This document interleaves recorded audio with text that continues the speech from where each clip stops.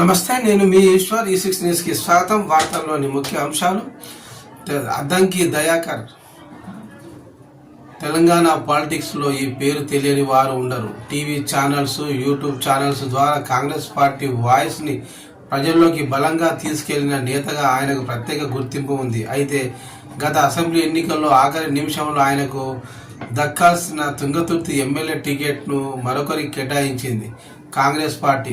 దీంతో అధికారంలోకి వచ్చిన తర్వాత దయాకర్ కు తగిన పదవి ఇస్తామని ఆ సమయంలో పిసిసి చీఫ్ రేవంత్ రెడ్డి స్వయంగా ప్రకటించారు. అయితే కాంగ్రెస్ అధికారంలోకి వచ్చి ఏడాది దాటిన దయాకర్ కు ఏ పదవి రాకపోవడంతో తెలంగాణ పాలిటిక్స్ లో హాట్ టాపిక్ గా మారింది. కొందరు కాంగ్రెస్ నేతలే ఆయనకు పదవి రాకుండా అడ్డుకుంటున్నారని రచ్చ కూడా ఉంది.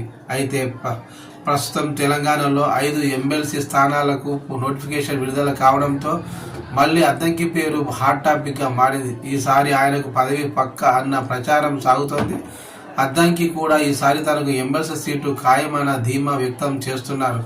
పలు టీవీ ఛానళ్లు ఇంటర్వ్యూల్లో ఈ విషయాన్ని స్పష్టం చేస్తూ వస్తున్నారు.